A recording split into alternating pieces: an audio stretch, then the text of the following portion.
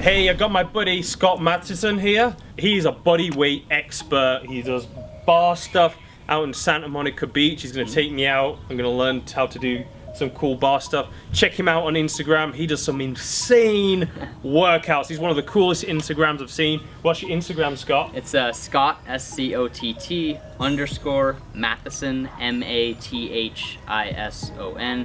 _ again. Somebody took my name, so I had to add some underscores. All right, sometimes you gotta do that stuff just to keep it real. But anyway, today I want to talk about cheat meals.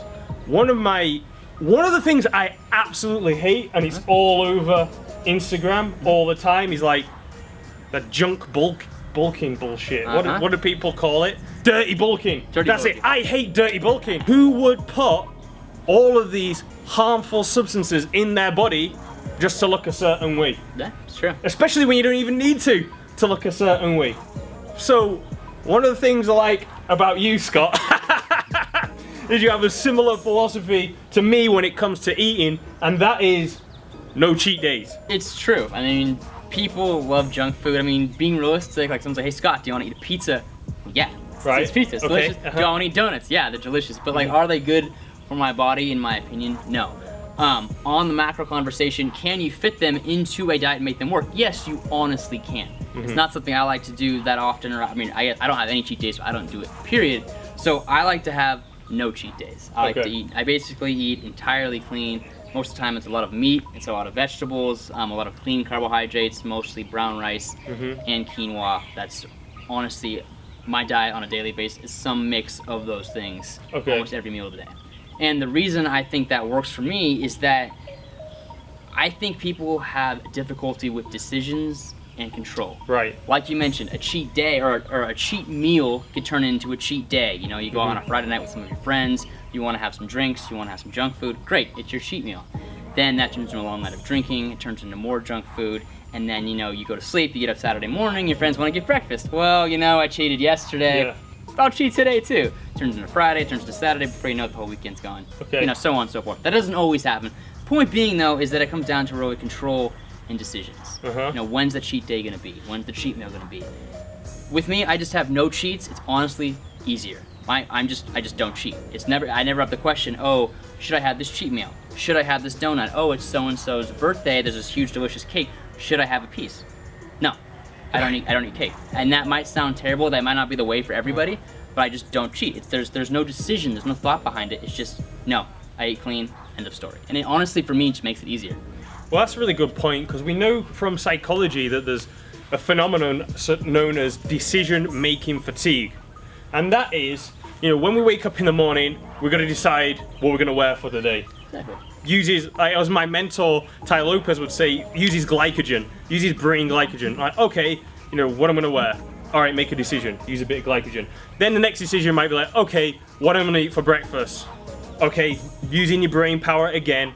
Another decision. Every decision you make throughout the day taxes your brain slightly and uses glycogen, you can call it, or just brain power. Every decision uses brain power. So we also know that willpower or brain power is limited. We know this from studies. Dr. Baumeister, Roy Baumeister, positive psychologist, got a book called Willpower. We know from studies that every decision you make takes up a little bit of willpower.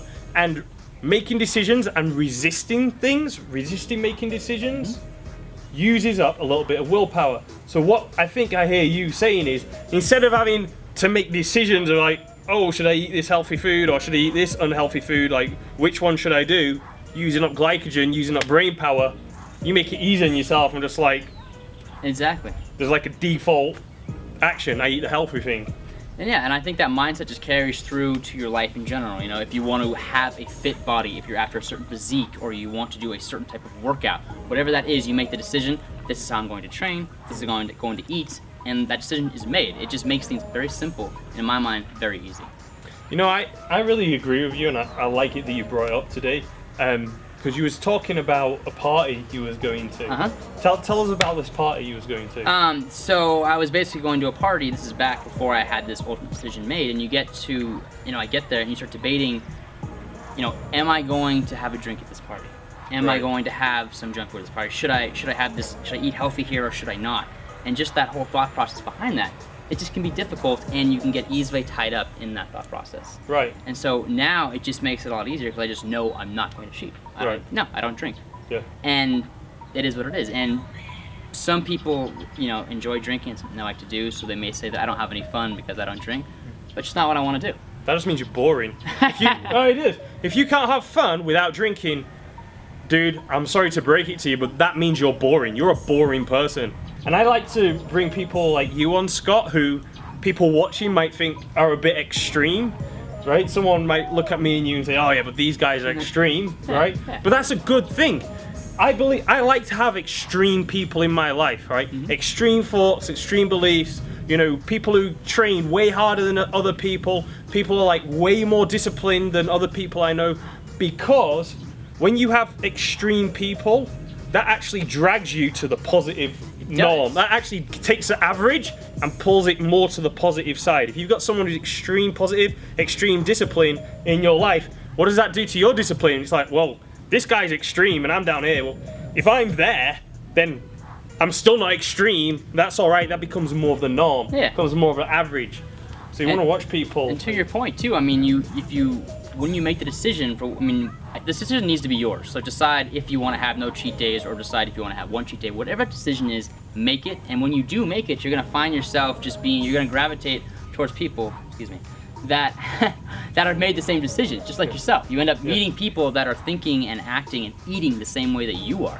And you end up surrounding yourself with people that are just like you, or even more extreme, just like you put it. Yeah. Point being is that you're supporting each other and you're growing together towards this ideal or towards this goal. Exactly. So. Like attracts like. It does. Like attracts like. So who do you want to be surrounded with? Exactly. Think about that first, then become that person, and those people are going to surround you. They will.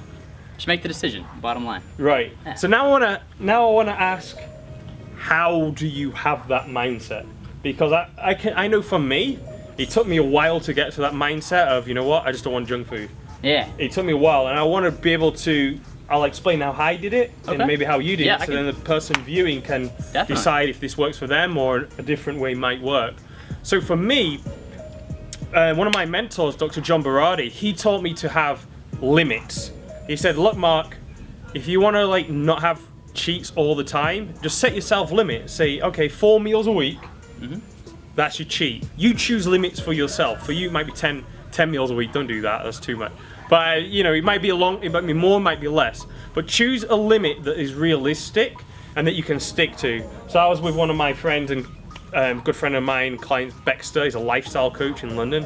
Came out to LA last week, and Baxter likes to drink a lot. He's like a Cockney guy from London. He likes to drink his pints of beer. So Baxter was here, and I was like, all right, but he knows he drinks too much, and he's got like a bit of fat here, a bit of flab. So I was like, Baxter, you can't come to LA hanging out with me and the boys with this flab. And he's like, yeah, I know, it's a beer. So I was like, all right, would you like to cut down on your beer? Yeah, I would, because I know that's what's making me fat. Okay, great. How much do you currently drink? Dude's like 15 pints a week. I'm like, bro, 15, that's a lot of beer. He goes, yeah, I know, but guess what? All of his friends at home, 15 pints is normal. So if you surround yourself with people who's like 15 pints of beer is normal, how much is going to be normal for you? Well, probably about 15 pints is going to be normal for you, right? So I was like, all right, we need to deal with this. I said, what's a realistic amount that you can limit yourself to per week? So he's thinking about it. And he was like, probably 10. I could probably do 10 pints a week. Okay, great. Are you sure? On a scale of 1 to 10, how confident are you that you could limit yourself to 10 per week? He said, about an 8. All right. Well, what would bring it to a 9? He goes, well, sometimes there's special occasions and I drink a bit more. I said, all right, we need a definite limit so that you're not using brain power on whether I should have one more or not. That okay, have I hit my limit? Yes or no? No, I haven't. Okay, can I have one? Yes, I have. Forget about it. So we ended up with 12. Fine. From 15 to 12, that's a good deal to start with. Over time, as Baxter gets better at the 12, he may decide to shift his limits to 10 or 11. And then over time, not back, and I'm sure, in a few months, maybe a year or something, it might be 1 or 2 a week, and he's happy. For me, it was 4 cheat meals a week, and then that was easy. I didn't even use them all after a while. Then it turned it to 3. then I turned it to 2, then I turned it to 0. And honestly, where I'm at now in life is, I would regard, I never eat shit. So I'm not gonna eat a McDonald's, or like, I'm not gonna eat something like full of gluten because it's inflammatory and I know it affects my performance. But I might have my cheat meal is like gluten-free pancakes with maple syrup on. Still pretty good. Right, it's still pretty good. So I guess I try and make, no, not a try, I do. I make my cheat meals as healthy as possible. So to other people, it's like, dude, that ain't even a cheat meal. But I've conditioned my mind to think it is a cheat meal. So I feel like, oh, good, I get rewarded from it. And that works really well for me. Now, Scott, how did you do it?